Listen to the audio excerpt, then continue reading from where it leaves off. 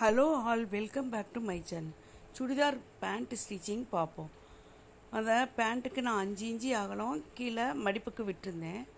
அதில் மேலே அரை இன்ச்சு நமக்கு இடுப்பு பட்டி ஜாயிண்ட் ஆகுறதுக்கு போயிடும்.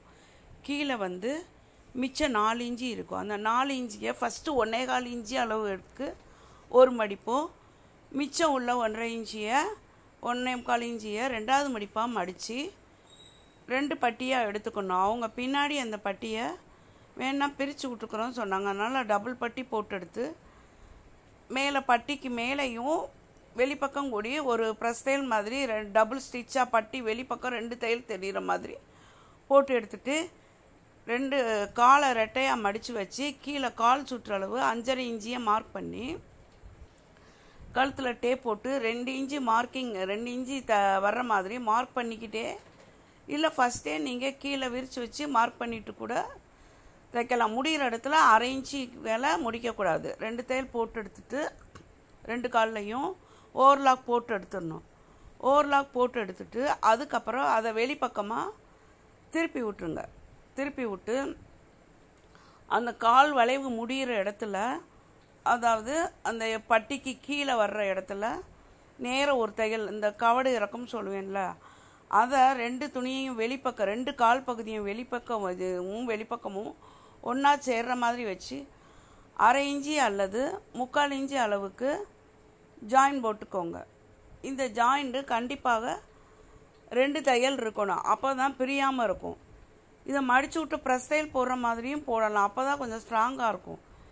இல்லைன்னா இது கொஞ்சம் அதிகமாக பிரிஞ்சு வர வாய்ப்பு இருக்குது. ஒரு தையலோடு விடாதீங்க. நான் எக்ஸ்ட்ரா ஓவர்லாக்கும் போட்டு எடுக்கிறேன். அடுத்து மேலே இடுப்பு பட்டி, அதில் ஓப்பனுக்கு ஃபஸ்ட்டே 1.5 இன்ச்சு கீறி விட்டுருந்தோம்.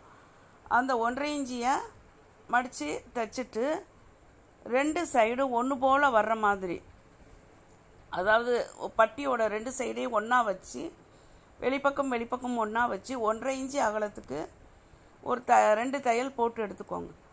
2 தையல் போட்டு எடுத்துட்டு அதுக்கப்புறம் அந்த பிசுரை விரித்து விட்டு 2 பக்கமும் தனித்தனியாக ஒரு 1/4 இன்ச்சு அளவுக்கு மடித்து ப்ரெஸ் தையல் போட்டு எடுத்துக்கலாம். இப்படி ப்ரெஸ் தையல் போட்டால் தான், அதாவது இது கைலியில் நம்ம ஸ்டிச் பண்ணுவோம்ல, 2 பக்கமும் மடித்து இங்கிட்டு ஒரு தையல் அங்கிட்டு ஒரு தையல், அதே மாதிரி மடித்து தையல் போட்டிங்கன்னா தான் இந்த இடம் ஸ்ட்ராங்காக இருக்கும். இது ஓவர்லாக் போடுறத விட பெஸ்ட்டு நம்ம மடித்து விட்டு ப்ரெஸ் தையல் போடுறது தான் ரொம்ப ஸ்ட்ராங்காக இருக்கும். இது ஒரு தையலாகவும் போடலாம், இல்லை நீங்கள் 2 தையலாகவும் போட்டு எடுத்துக்கலாம். இது போடாமல் சும்மா சைடை ஜாயின் பண்ணோம்னா அந்த அதிகமாக அந்த யூனிஃபார்ம் துணியை யூஸ் பண்ணுவாங்கள்ல, டெய்லி யூஸ் பண்ணும்போது அந்த பிசுறு பிரிஞ்சு வர வாய்ப்பு இருக்குது. அதனால் ஃபஸ்ட்டே நம்ம நல்லா ஸ்டிச் பண்ணி கொடுத்துட்டு இதை வெளிப்பக்கமாக திருப்பி விட்டுருங்க. திருப்பி விட்டுட்டு மேலே நம்ம இடுப்பு பட்டிக்கு நாடா கோர்க்கிறதுக்கு 1.5 இன்ச்சு விட்டுருந்தோம். அந்த 1.5 இன்ச்சு ஓப்பன் போக மேலே 1.5 இன்ச்சு ஓப்பனுக்கு மேலே உள்ள பகுதியை, அதாவது மிச்சம் 1.5 இன்ச்சு துணி இருக்கும்ல ஓப்பனுக்கு மேலே உள்ள பகுதியை, அந்த 2 மடிப்பு ஃபஸ்ட்டு ஒரு 1/4 இன்ச்சு அளவுக்கு மடித்து தைச்சிக்கலாம் பிகினர்ஸாக இருந்தீங்கன்னா. அதுக்கப்புறம் மிச்சம் 1 இன்ச்சு இருக்கிறத 2வது மடிப்பாக மடித்து தைக்கலாம். நீங்கள் நல்லா பழகிட்டீங்கன்னா, அதாவது நல்லா எக்ஸ்பீரியன்ஸ் ஆகிட்டிங்கன்னா அந்த 1.5 இன்ச்சியை ஒரே தடவையாக 2 மடிப்பாக மடித்து தைக்கலாம். இல்லைன்னா நமக்கு பட்டி சுருண்டு வர வாய்ப்பு இருக்குது. பட்டி சுருண்டு வராமல் நல்லா ஒன்று போல் கடைசி வரைக்கும் ஃபினிஷிங்காக இருக்கணும்னா நம்ம குண்டூசி வச்சு கூட நம்ம இந்த பட்டியை என்ன செஞ்சுக்கலாம், 1.5 இன்ச்சு அளவுக்கு ஒன்று போல் ஃபஸ்ட்டே எல்லா பக்கமும் நல்லா தேய்ச்சி விட்டு அதுக்கப்புறம் குண்டூசியை எடுத்து மார்க் பண்ணிட்டு கூட நம்ம இதை அழகாக தைச்சி முடிக்கலாம். இல்லைன்னா சின்ன பட்டினாலும் நமக்கு சுருண்டுக்கிட்டே வரும், ஈக்குவலாக இருக்காது. பட்டிக்கு ஒரு தையலே போதுமானதாகும். அடுத்து வெளியே எடுத்துட்டு பட்டியை வெளிப்பக்கமாக திருப்பி விட்டுருங்க. வெளிப்பக்கமாக திருப்பி விட்டுட்டு பட்டியோட இன்னொரு பக்கம் நம்ம 4ஆக மடிச்சுக்கோங்க. அந்த ஓப்பனுக்கு இந்த ஓப்பன்லேருந்து அந்த பாதியும் அந்த ஓப்பன் டு ஓப்பன் சென்டரும், அதாவது 4ஆக மடிச்சுக்கோங்க. மடித்து ஒரு சின்ன பாயிண்ட் போட்டு நம்ம கீழே காலையும் அந்த சுருக்கு வர்ற இடத்துல கால் பகுதியையும் 4ஆக மடித்து ஒரு பாயிண்ட் போட்டுக்கணும். இந்த ஓப்பனும் இதனோட சைடும் அதனோட சைடும் ஒன்றா வர்ற மாதிரி ஜாயின் பண்ணணும்.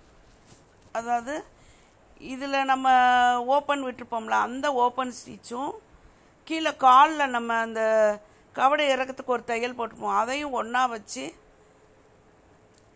வீடியோவில் காமிச்சபடி வச்சுட்டு இந்த சைடும் பட்டியோட சைடும் காலோட சைடையும் ஒன்றா வச்சு தைக்க ஆரம்பிக்கிறோம். தைச்சிட்டு ஒரு 3 சுருக்கு வரும். அந்த 3 சுருக்கை அந்த ஓப்பன் அந்த 2 தையலும் ஜாயிண்ட் ஆகிற மாதிரி கரெக்டாக அந்த இடத்துல சுருக்கு வச்சு 3 சுருக்கு வச்சு ஸ்டிச் பண்ணி எடுத்துக்கோங்க. 4 பக்கமும் சுருக்கு ஒன்று போல் வரணும். நீங்கள் இதில் 2ஐயும் சேர்த்து வச்சு சுருக்கு வைக்க தெரியலைன்னா ஃபஸ்ட்டே சுடிதார் கால் பக்கம் 3 சுருக்கு வச்சு ஒரு 9 இன்ச்சு அகலம் வரணும். ஒரு சைடுக்கு கால் பங்கு 9 இன்ச்சு, 4 பக்கம் 9 இன்ச்சு வர்ற மாதிரி சுருக்கு வச்சு எடுத்துட்டு அதுக்கப்புறம் ஒன்று போல் 2 துணியையும் அதாவது இடுப்பு பட்டியையும் கால் பகுதியும் ஜாயின் பண்ணி விட்டிங்கனாலும் ஈஸியாக இருக்கும். இதுக்கு நம்ம 2 தையல் போட்டு எடுத்துக்கிடலாம். 2 தையல் போட்டு எடுத்திங்கன்னா ஸ்ட்ராங்காக இருக்கும்.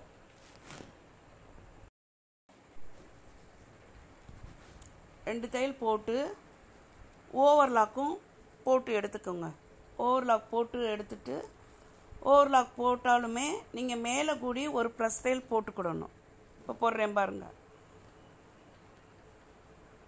மேலே கூடி ஒரு ப்ரெஸ் தையல் போட்டிங்கன்னா பிரிஞ்சு வராது. இந்த யூனிஃபார்ம் சுடிதார் பேண்ட்டை பொறுத்த வரையும் நல்லா கீழே வந்து கால் பக்கம் எல்லா பக்கமே ப்ரெஸ் தையல் போடணும்.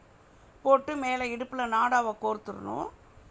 அந்த நாடா வந்து லூஸ் ஆகி பிரிஞ்சு வராமல் ஓப்பனுக்கு பின்பக்கம், அதாவது ஒரு ஸ்ட்ராங்காக ஒரு தையல் சென்டரில் போட்டோம்னா நாடா இங்கிட்டு இழுத்தா வெளியே வராது. நம்ம கட் பண்ணுற இடத்துல மட்டும் விரிஞ்சு கொடுக்கும், மற்றபடி நம்ம கட்டுற போது வெளியே வராது. Subscribe me, support me, share me.